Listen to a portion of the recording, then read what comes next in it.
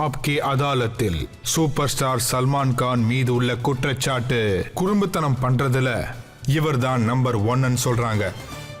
சல்மான், நீங்க எத்தனை டைரக்டர்ஸ் கூட ஒர்க் பண்ணியிருக்கீங்களோ எல்லாரும் என்ன சொல்றாங்கன்னா, சல்மான் 11 மணிக்கு என்ன பண்ணுவாரு, 2 மணிக்கு என்ன பண்ணுவாரு, 4 மணிக்கு என்ன பண்ணுவாரு, என்ன குறும்புத்தனம் பண்ணுவாருன்னு சொல்லவே முடியாதுன்னு சொல்றாங்க. இதெல்லாம் போய் சார்.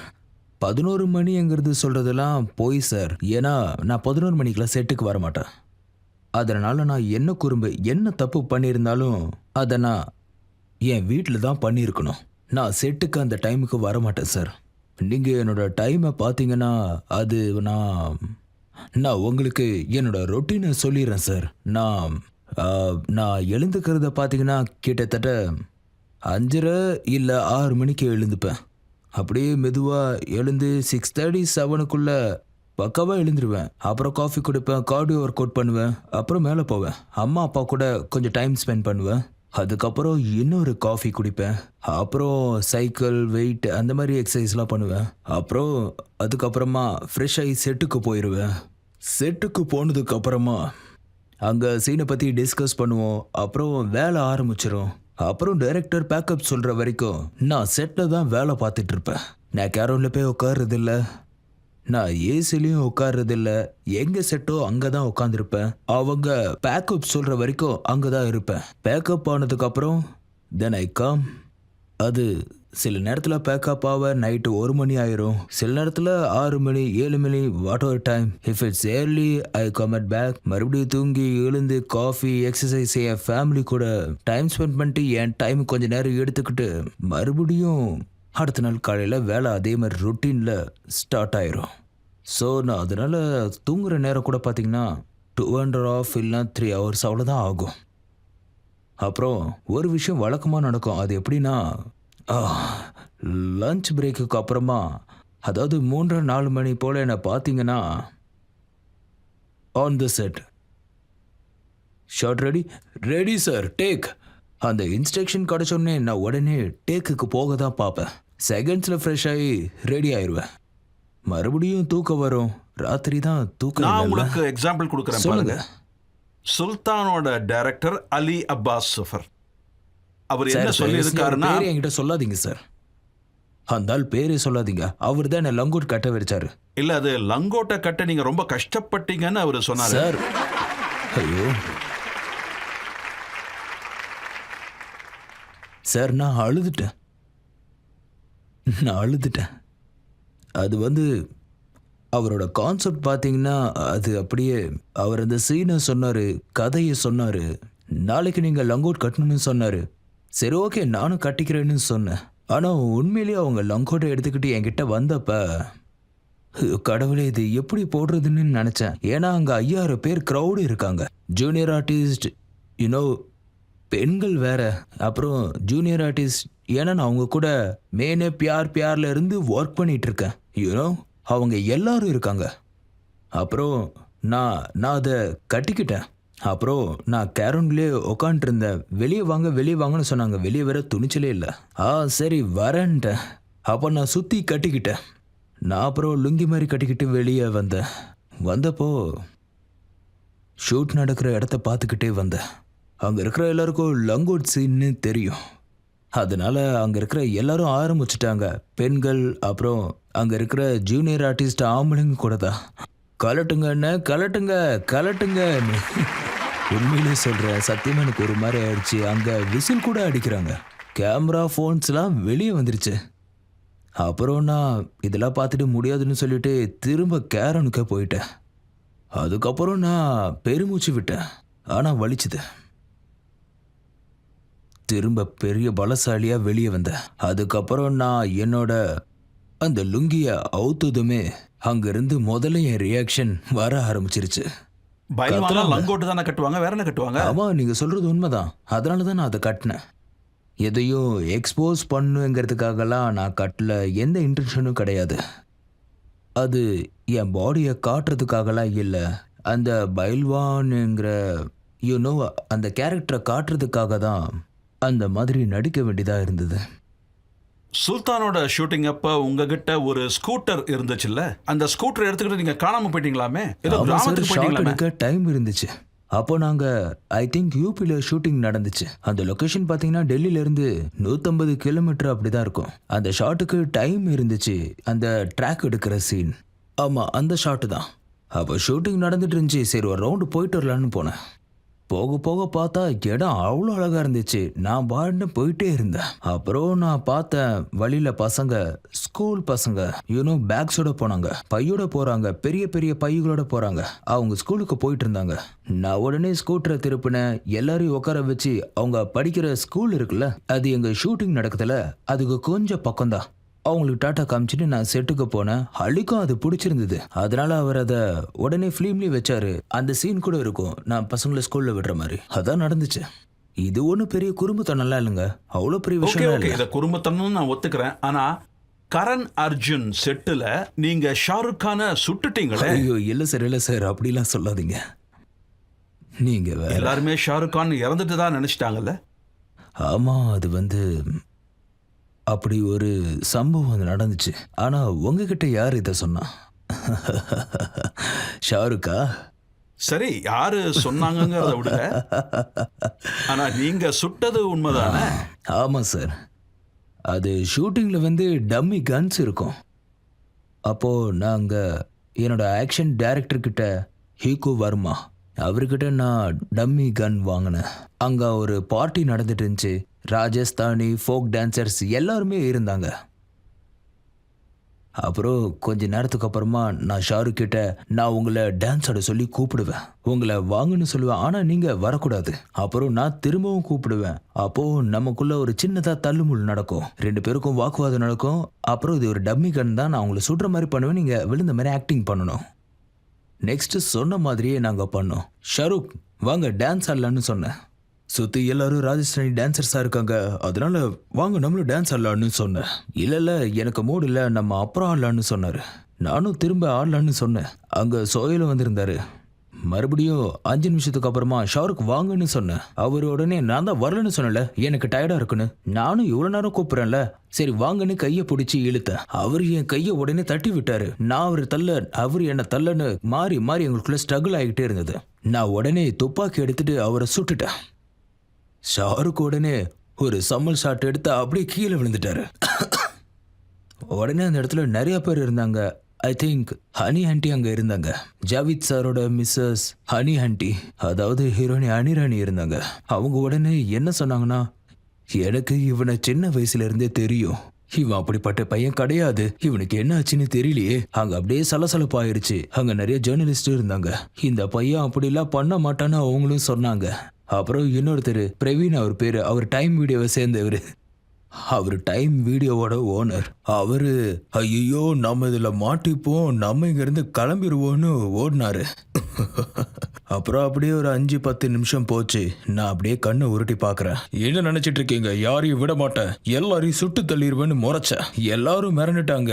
அவ்வளவுதான். ராகேஷர் அவர் கையெல்லாம் உதற ஆரம்பிச்சிருச்சு. ராகேஷர் நடுங்கினாரு. எல்லாரும் சுத்தி பார்த்துட்டு இருந்தாங்க. நான் ஹே ஷாருக் எழுந்துருன்னு சொன்னேன். அப்புறம் ஷாருக்கை பார்த்தா ஷாருக்லாம் ரொம்ப டயர்டா இருந்தோம். ஏன்னா அப்போல்லாம் ஷூட்டிங் காலைல 6 மணிக்கு ஆரம்பிச்சிருவாங்க. அதுவும் பயங்கர வெயில் வேற ராஜஸ்தான்ல. அப்புறம் தான் பிரச்சனை அதிகமாச்சு. ஏன்னா அப்புறம் என்ன ஆச்சுன்னா, நம்ம ஷாருக் இருக்காருல்ல, ஷாருக் அப்படியே தூங்கிட்டாரு. நான் அப்புறம் ஷாருக் அப்படியே எழுப்புறேன், எழுந்துருன்னு, என்ன டிராமா பண்ற, எழுந்துருன்னு. ஆனா ஷாருக் எழுதுக்கவே இல்லை. இப்ப சோவேக் பேனிக், அவன் அப்படியே இருந்தான். நான் வேற துப்பாக்கியை செக் பண்றேன். அப்போ ஷாருக் கொரட்டை விடுறாரு. அப்படி சத்தம் கேக்குது. சரி தம்பி ஊரடு தான் இருக்காப்புல. அதுக்கப்புறமா நான் சும்மா ஒரு 4 ரவுண்டு சுத்தி ஃபயர் பண்ண. எல்லாரும் சிரிக்க ஆரம்பிச்சிட்டாங்க. அட என்னையா பண்றீங்க, இதுல சோஹேலு இன்வால்வ்டு, அப்புறம் தாஸ் இன்வால்வ்டு தான். அப்புறம் ஹானி ஆண்டி வந்தாங்க, ஹக் பண்ணாங்க. அதை நினைச்சு நான் ரொம்ப பெருமைப்படுறேன். அப்புறம் எல்லாருக்கும் உண்மை தெரிஞ்சிருச்சுல்ல. அப்புறம் பாபு பிரவீன் ரைட் சார் அவரும் அனுப்பிட்டாரு. ஏன்னா ரொம்ப பவர்ஃபுல்ல. அப்புறம் ஒருத்தர் எங்க கிட்ட இப்படியா காமெடி பண்ணுவீங்க, எல்லாரும் ரொம்பவே பயந்துட்டாங்க. ஆமா, கொஞ்ச நேரம் அது எப்படி பயப்படாம இருப்பாங்க. இங்க பாருங்க சார், அது பெஸ்ட் பெர்ஃபார்மர் இண்டஸ்ட்ரியில நம்ம ஷாருக். அப்புறம்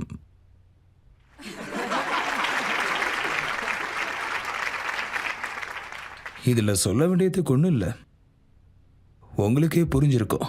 அவர் பண்ண கரண் அர்ஜுன் படத்தில் பண்ண பர்ஃபார்மன்ஸை விட ஆன் ஸ்க்ரீனை விட பெட்டர் இதுதான், மச் பெட்டர் இதுதான். எல்லாருமே கன்வின்ஸ் ஆயிட்டாங்க, ஓடுறதுக்கே நிறைய பேர் தயாராகிட்டாங்க. உண்மையிலேயே அது ஒரு குட் எக்ஸ்பீரியன்ஸ். நீங்க பண்ண குறும்புத்தனத்தை பத்தி பேசினாலே சஞ்சய் தத்தோட நீங்க பண்ண குறும்புத்தனம் தான் ஞாபகம் வரும். ஆனால் சார், நான் சஞ்சுவோட பண்ண குறும்புகள் எல்லாமே அது நிறைய பண்ணியிருக்கேன் சார். அதெல்லாம் இங்கே வெளிப்படையாக சொல்ல முடியாதுங்க, அதெல்லாம் வேற லெவல். ஒரு தடவை உங்களை ஏதோ பயங்கரமா திட்டினாராமே? சார், அது அவர் எங்களோட குடும்பத்தில் ஒருத்தர். அவர் என்னோட அண்ணன். அடிக்கடி என்னை திட்டுவார் சார். ஆமாம், அது அது அது அது உண்மைதான். ஆனால் அதை விட அதிகமாக நாங்கள் ஒருத்தர் நேசிக்கிறோம். அப்புறம் அவர் என்னை பற்றி ஏதாவது தப்பாக கேள்விப்பட்டால் உடனே அவர் முதல் ஆளாக கால் பண்ணுவார். அதே மாதிரி தான் நானும் அவரை பற்றி ஏதாவது கேள்விப்பட்டேன்னா நான் உடனே அவருக்கு கால் பண்ணிடுவேன். அதுலேயும் ஒரு சமயத்தில் அவர் ரொம்பவே கஷ்டப்பட்டார். உண்மையிலேயே அவருக்கு ரொம்ப கெட்ட நேரம். அப்புறம் அவர் எங்களுடைய பிரார்த்தனைகளால் தான் வெளியே வர ஆரம்பித்தார். கடவுள் நிஜமாவே அவங்களுக்கு உதவி நீங்க பண்ணாரு. அவருக்கு ஒரு கார் கொடுத்தீங்களா? அந்த சம்பவம் ஞாபகம் இருக்கா? மேனே தில் குச் கோத்தியாங்கிற படம், அதில் இவர் சோயல் வாஸ் தித்ரிங் அண்ட் சோயல் வாஸ் ஆல்சோ ஆக்டிங் இட். அப்புறம் சோயல் சஞ்சு கிட்ட சொன்னார், ப்ளீஸ் பாபா, இது ஒரு கெஸ்ட் அப்பீரியன்ஸ், இதுதான் கேரக்டர். அப்புறம் நீங்கள் ஸ்மைல் பண்ண வேண்டியது தேவையில்லை, நான் பண்ணுறேன்ட்டார். அப்புறம் மூவி கம்ப்ளீட் ஆயிடுச்சு. அப்புறம் எல்லாம் கம்ப்ளீட் ஆனதுக்கு அப்புறமா சஞ்சு என் வீட்டுக்கு வந்தார். அப்போது பார்ட்டி போயிட்டு இருந்துச்சு. அந்த நேரம் பார்த்து என்கிட்ட ஒரு கார் வந்துச்சு, M5 பிராண்ட் நியூ.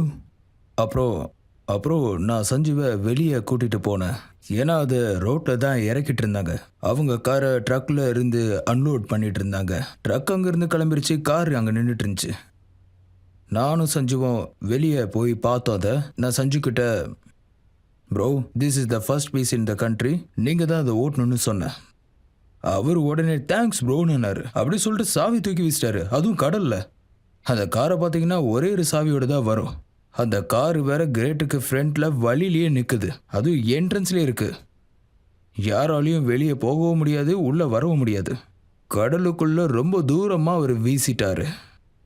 4 நாள் ஆச்சுங்க எங்களுக்கு அந்த சாவியை தேடி கண்டுபிடிக்கிறதுக்கு. இந்த ஒரு விஷயமே எங்களுக்குள்ள எவ்வளோ கனெக்ஷன் இருக்குன்னு உங்களுக்கே தெரியும். இந்த சஞ்சு கூட என்னை கல்யாணம் பண்ணிக்கணும்னு சொல்லி எவ்வளோ கன்வின்ஸ் பண்ணி பார்த்தாரு. இங்கே பாரு ப்ரோ, எனக்கு கல்யாணத்துலாம் பெருசாக இன்ட்ரெஸ்ட் இல்லை. எதுக்கு சொல்கிறேன்னா, நான் வீட்டுக்கு டயர்டாக வருவேன், டயர்டாக வந்துட்டு போவேன். அப்போது ஒய்ஃபு வந்து கேட்பாங்க, எப்படி நாள் போச்சுன்னு. ஒரு நாள் இரிட்டேட்டாக இருக்கும், ஒரு நாள் ஃபன்னாக இருக்கும், ஆனால் ரொம்ப சோர்வாக இருக்கும். ஒவ்வொரு நாள் சமாளிக்கிறதுக்கு பேசாமல் சமையல்காரனாகவே இருக்கலாம். இந்த மேரேஜ் அட்வைஸ்லாம் கேட்டு என்னால் என்ன எப்பவும் மாற்றிக்க முடியாது. இதெல்லாம் சரியான பீத்தல், புல்ஷிட். சீரியஸ்லி ப்ரோ, ஆனால் வெயிட் பண்ணுறேன்.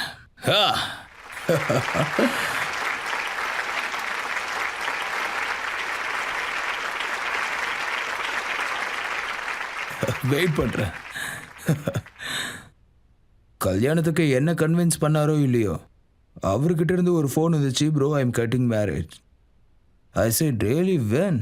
அது சரி, என்னப்பா இது மறுபடியும் நீ கெட்டிங் மேரேஜ், என்னப்பா இதுன்னு கேட்டேன். அவர் உடனே சொன்னார், இது 3வது ரவுண்டுன்னு. 3வது ரவுண்டில் இருந்து எனக்கு ஃபோன் அடிக்கிறாரு.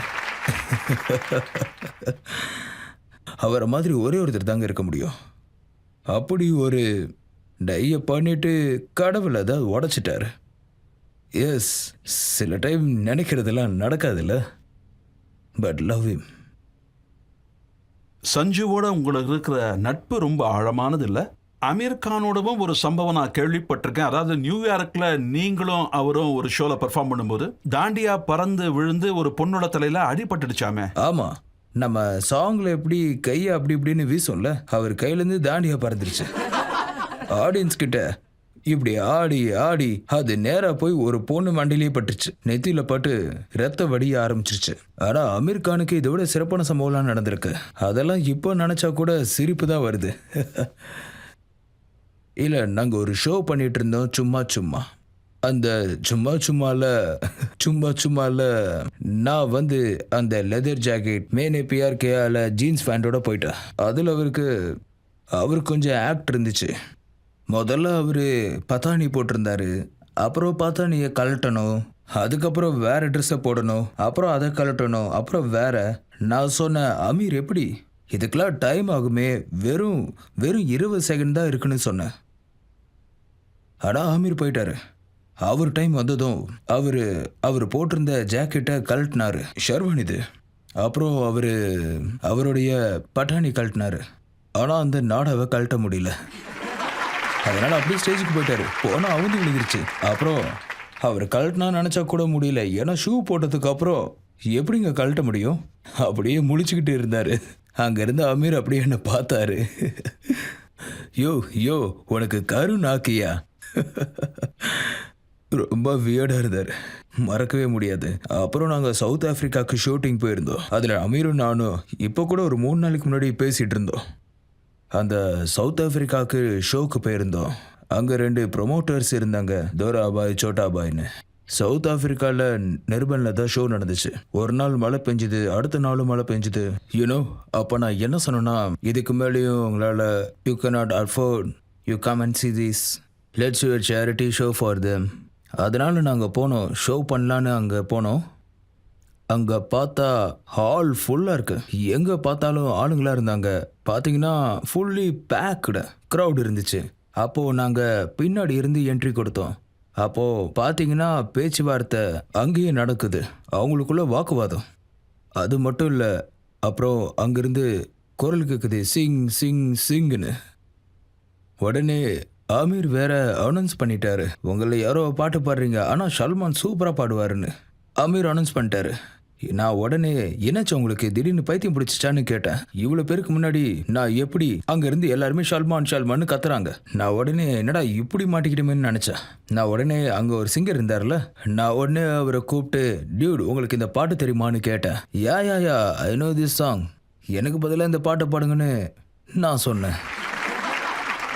உடனே சரி ஓகே, இவ்வளோ ரிக்வெஸ்ட் பண்ணாங்க, அமீர் கான் சொல்கிறாரு, அதனால நான் பாடுறேன்னு. அங்கே மியூசிஷியன்ஸ்லாம் இருந்தாங்க. உடனே அவங்க வாசிக்க ஆரம்பிச்சிட்டாங்க. அவர் அங்கிருந்து பாட ஆரம்பிச்சிட்டாரு. ஜியோ தேஜி ஹே கேசே, அவர் பாடுறாரு, நான் இங்கிருந்து லிப்சிங் பண்ணுறேன். உண்மையிலேயே நான் லிப்சிங் தான் பண்ணேன். ஆனால் அமீர் என்ன அப்படியே பார்க்குறாரு, என்னையா இருந்தாலும் இப்படி பாடுறான், என்னடா அது, நான் இவரை மாட்டி விடலான்னு பார்த்தா, ஆனால் எப்படி இவர் இவ்வளோ நல்லா பாடுறாருன்னு யோசிச்சுக்கிட்டே இருந்தாரு. நான் சூப்பராக பாடினேன், ஃபுல்லாக லிப்சிங் தானே. நான் போய் அவருக்கு தேங்க்யூ சொன்னேன். நான் உடனே நான் Aamir Khan is going to sing to யூன்னு, Aamir Khan is going to sing. அவர் உடனே ஐயோ. அப்புறமா அமீர் ஆரம்பிச்சாரு. ஐ சேட், அமீர் இது ரொம்ப சிம்பிள் பாட்டு தான், பாப்பா கேத்தே ஹே. சரி விடுங்க, சரிங்க, தெரியுமான்னு கேட்டேன். தெரியும்னாரு.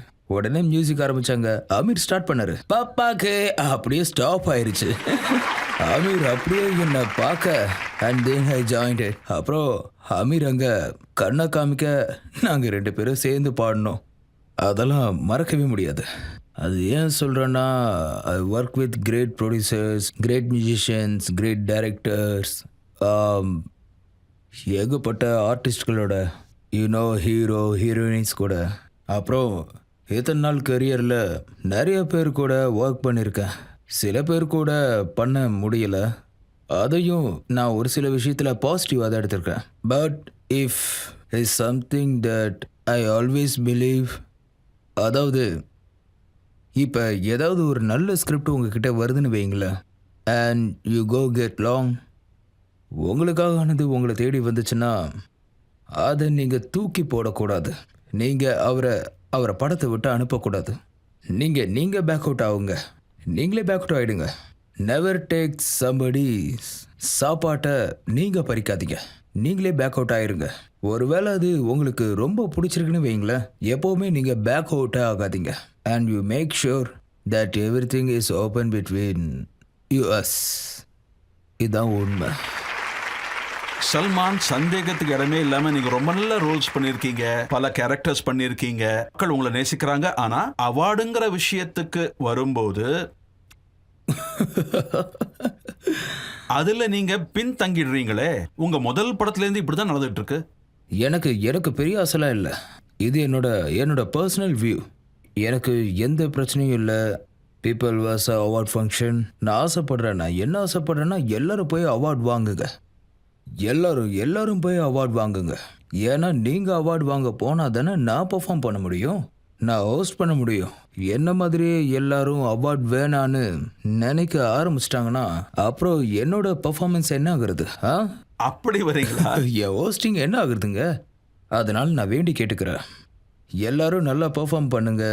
அப்புறம் எல்லாரும் இந்த அவார்ட் ஃபங்க்ஷனுக்கெலாம் வாங்க. இந்த அவார்ட் ஃபங்க்ஷன்ஸ் எல்லாம் ரொம்ப பெருசாக ஆக்குங்க. அப்புறம் அங்கே நான் ஹோஸ்ட் பண்ணுறத பெர்ஃபார்ம் பண்ணுறத பாருங்கள்.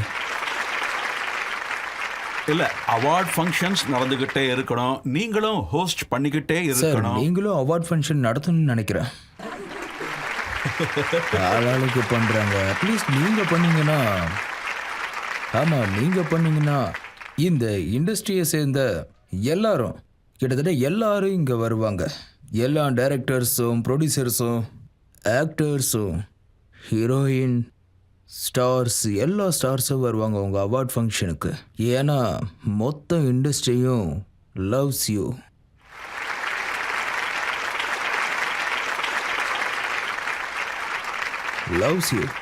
Loves you. இப்ப நாம பிரேக் எடுத்துக்க வேண்டிய நேரம் வந்துருச்சு. நான் முழுசா சொல்லிக்கிறேன். I love you. Thank you Salman. அப்புறம் இப்படியே ஐ லவ் யூ சொல்லி சொல்லி ரொம்ப பழகி போயிடுச்சு. ஐ லவ் யூன்னு சொல்லாம என்னால இருக்கவே முடியாது.